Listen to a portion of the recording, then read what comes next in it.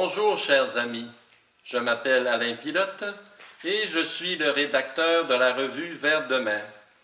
Dans cette courte vidéo, j'aimerais vous donner un aperçu du contenu du numéro d'octobre-novembre-décembre 2021 en me servant de la page éditoriale qui donne un peu le thème, le fil conducteur qui relie tous les articles.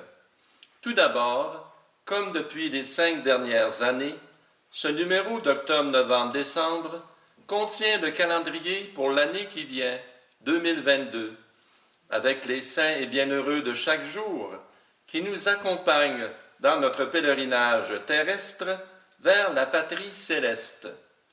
En considérant les événements actuels, mesures sanitaires, menaces de guerre et de troubles économiques, 2022 apporte encore son lot d'inquiétudes.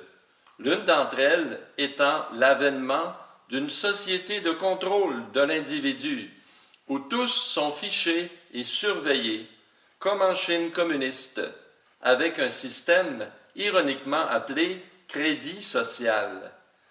Pour empêcher un tel écroulement de la société, il est de la plus grande importance que la population apprenne l'astuce des financiers internationaux qui crée l'argent à partir de rien et le prête à intérêt aux gouvernements et individus, alors que cet argent est basé sur la production de la société, du peuple, et devrait donc être émis sans intérêt par la société et non par des compagnies privées.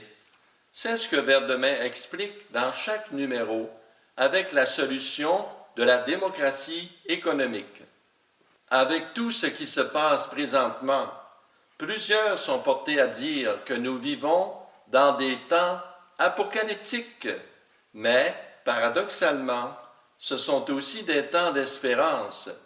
Le pape François, dans un message adressé le 8 septembre 2021 aux participants au 25e Congrès marial international, déclare que les temps que nous vivons sont les temps de Marie. La Vierge Marie a en effet un rôle spécial à jouer dans les temps actuels. C'est à elle que Dieu a confié le rôle d'écraser la tête de Satan. Saint Maximilien Kolbe, prêtre franciscain polonais martyr et grand dévot à Marie, écrivait « Les temps modernes seront dominés par Satan et le seront plus encore dans l'avenir. Le combat contre l'enfer ne peut être mené par des hommes, même les plus intelligents.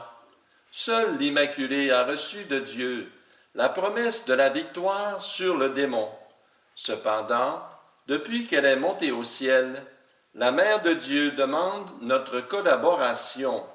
Elle cherche des âmes qui se consacreraient entièrement à elle, pour devenir, entre ses mains, des instruments effectifs et sûrs, pour infliger une défaite à Satan et instaurer le règne de Dieu sur cette terre. » Fin de la citation.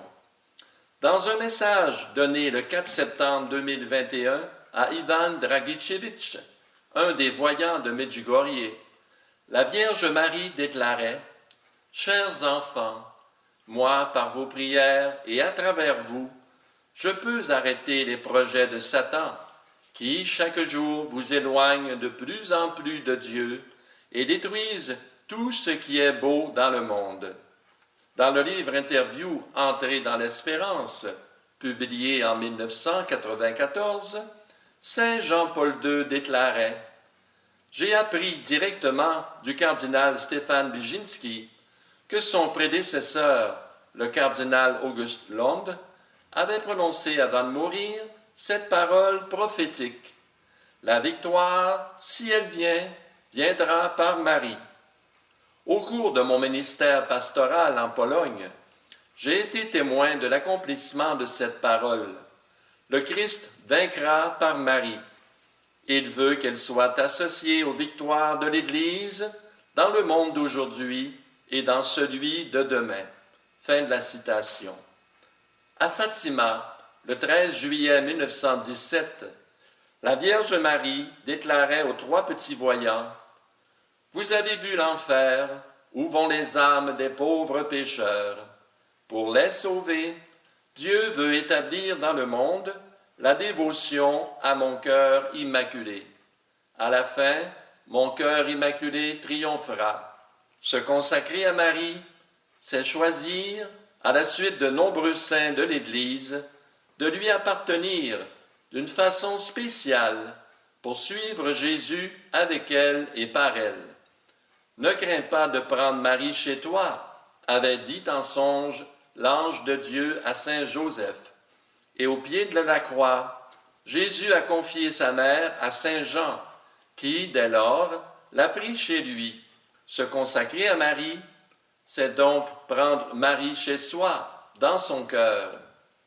Dans son traité de la vraie dévotion à la Sainte Vierge, saint Louis-Marie Grignon de Montfort explique que Dieu commence toutes ses grandes œuvres par Marie et qu'il en sera ainsi à la fin des temps pour sa seconde venue, et que cette dévotion à Marie est une préparation au règne du Christ. Marie ne désire rien d'autre que de nous conduire à son Fils Jésus. Faites tout ce qu'il vous dira, a-t-elle dit aux noces de Cana. Alors, réfugions-nous sous le manteau de Marie, consacrons-nous à son cœur immaculé, et elle nous conduira infailliblement à la victoire, à son Fils Jésus, Rédempteur du monde.